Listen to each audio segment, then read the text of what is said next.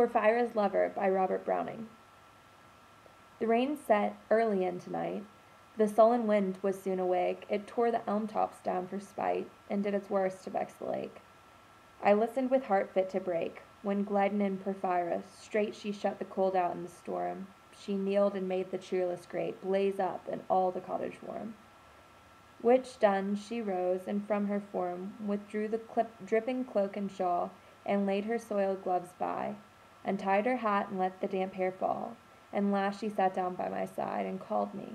When no voice replied, she put my arm about her waist, and made her smooth white shoulder bare, and all her yellow hair displaced, and stooping, made my cheek lie there, and spread o'er all her yellow hair, murmuring how she loved me, she, too weak for all her heart's endeavor, to set its struggling passion free, from pride and vainer ties to sever, and give herself to me forever.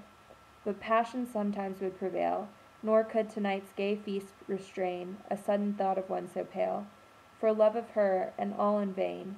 So, she was come through wind and rain. Be sure I looked up at her eyes. Happy and proud, at last I knew Porphyria worshipped me. Surprise made my heart swell, and still it grew while I debated what to do. The moment she was mine, fair, perfectly pure and good, I found a thing to do. And all her hair, one long yellow string, I wound 3 times her little throat around, and strangled her. No pain, felt she. I'm quite sure she felt no pain.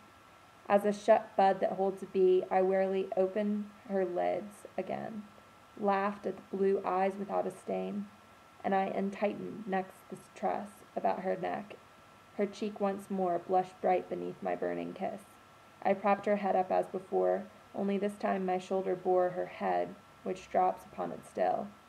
The smiling rosy little head, so glad it has its utmost will, that all it scorned at once is fled, and I its love and gained instead. Porphyria's love. She guessed not how her darling one wish would be heard. And thus we sit together now, and all night long we have not stirred, and yet God has not said a word.